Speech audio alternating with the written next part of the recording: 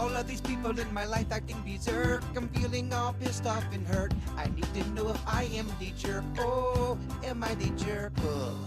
Okay, is he going to be a jerk if he goes on ahead and marries the daughter even without the dad's blessing? It says in the email here, I've been dating my girlfriend for nearly a year now, and things between us are great. We've talked seriously about marriage, and she's fully on board, even eager to move forward. But when I recently went to ask her father for his blessing, it didn't go well.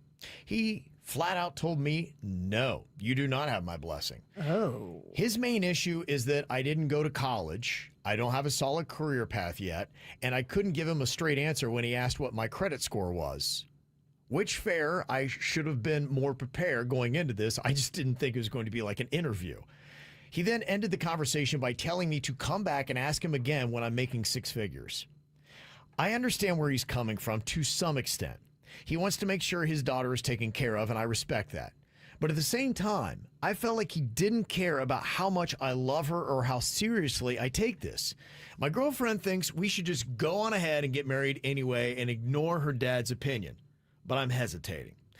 I don't want to start our life together in a way that drives a wedge between her and her family or makes me look like I disrespected her father. Would I be a jerk for marrying this guy's daughter anyway? I mean, getting a blessing is just a courtesy and is kind of outdated, right? I don't know. I mean, I would hit the brakes if I were you.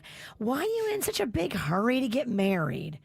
If the dad's right and you don't have your S-bomb together yet, then maybe it's a good idea for you personally.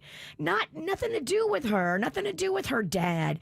Like, don't you want to get your act together and your career path and your life before you start adding expenses to a bill you already can't pay? No, but love, Virginia, that's the...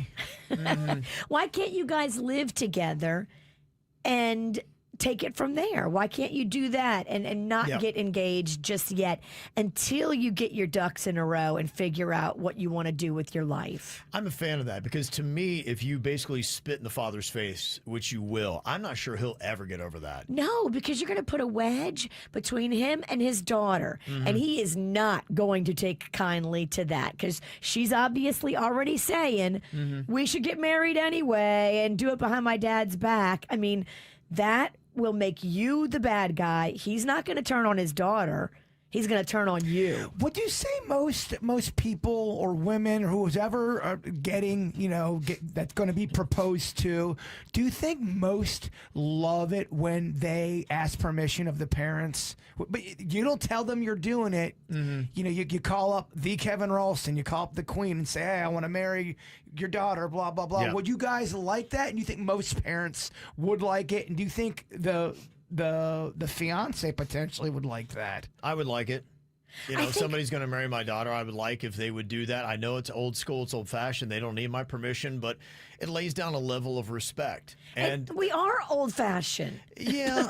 and look, it's a thing. I was at a wedding a couple of weeks ago and I saw the dad giving the daughter away and it just, kind of hit me that, wow, I mean, if this ever happens, like I would really struggle with that. And I know my dad talking about when he married my mom, just, my mom's father, my grandfather, he looked miserable. He really took it hard. I was like, I could see that. It's a big thing. If you are a girl dad, I think when someone is taking your baby girl from you, I think it would be gut-wrenching. I haven't gone through it, but I put myself in that place. So to know that I'm handing her off to somebody that I trust implicitly and I respect would be a big deal. If it's somebody I don't like and don't respect, I am really going to hate that guy. I think that's where the tough part is. But if you feel in your heart, that your partner or your kid's with a good partner, and you feel good in your heart. Yep. And I'm with y'all. If I had a kid or I had a daughter, and the guy came up to me and my wife or my girlfriend or whatever and said, "Hey, I love your daughter. I want to marry her," I would think that would tickle my heart. I would think that's very respectful. Of course. Not everyone's got great relationships with their parents, and I don't know if it would have worked for everybody, but I know that I would love that. It's a good move. Now, he laid down some standards that maybe financially this guy will never clear. And if you get to another year or so in the relationship, maybe she goes to her dad and says, look, life to me is more about money. This guy really loves me. He cares for me. You've laid down some financial thresholds for him to cover, and he may not get over that bar. But it doesn't mean we shouldn't be married. He'll still take care of me. He'll find a way and protect me. And I think that's ultimately what a dad wants to hear. Right now doing it, I think you would rock the boat, and you will have a tumultuous time with this dad if you go against him and spite him and marry his daughter, even when he says you don't have my blessing. And instead of spiting him, look at his words as something that you can reach for a goal based on what he wants you to do. Like, all these things are great for you. And if you do what the dad is asking you to do, you will have a happier life. Yep.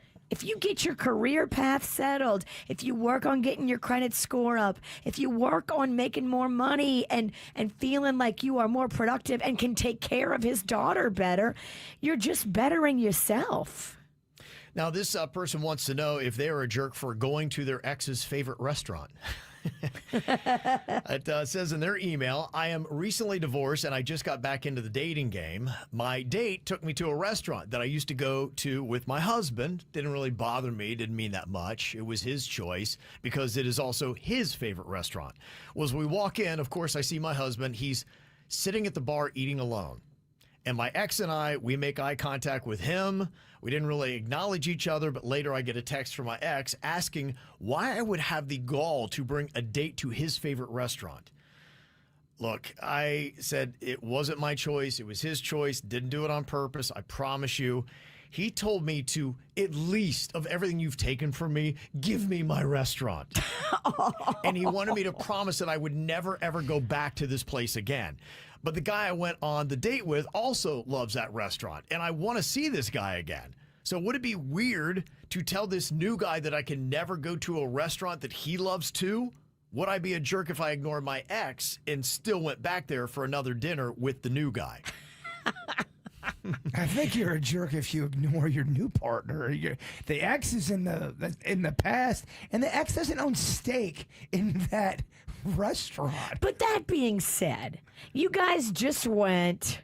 Like, tell your new man, let's switch it up and go to different places. You don't have to say anything about your ex. In fact, I would encourage you not to make this about your ex. But just tell the new guy you're dating that, hey, we just went to XYZ restaurant. Can we go someplace different? Can we switch it up a little bit? I don't want to go back to the same place over and over. Look, you get to eat where you want. You didn't know he was going to be there. You did nothing wrong. He doesn't own that restaurant. And Virginia's right. You don't always have to go to that restaurant, but you don't have to make a big deal about how it's your ex. But you're allowed to go to that restaurant. Your ex doesn't claim that thing, especially because your new mate loves that restaurant too. So why does he get to not go? Because your ex is all butthurt? Nah, sorry. Rachel in the KBJ TV chat says, go eat where you want. Text your ex to let him know the next time you're going to be there if you want to hashtag be cool, but otherwise you don't owe him that. You don't even owe him a text message. He's your ex. But if you don't love the restaurant, you should say, okay, now bring me someplace that I love. There's a way to do this to where it doesn't have to be dramatic, but the ex requesting his ex not to go into that restaurant's absurd. But you're better off not telling your new guy that you and your old guy are communicating about this restaurant. I wouldn't communicate with the ex. Don't bring it up. Either. Don't bring it up to the new guy. When you're with somebody and you start talking with the ex, that's where trouble starts. Absolutely. No, you're right. Just go on and live your life. Let him live his life. You are going to probably run into each other from time to time. It just so happens that South Florida is a lot smaller sometimes than you might think. Well, so what happens if you go into a cookie shop that, oh, man, my ex, this is my favorite cookie shop. Right. Oh, please do not go to my favorite cookie shop because I can't handle it. Find another cookie shop. No, that's not how this works. Yeah. Okay. Yeah, you don't own a place. It's not his restaurant. Oh, so I see go why eat y'all where you want. See why y'all broke up. This is how we do. It's the KBJ Show.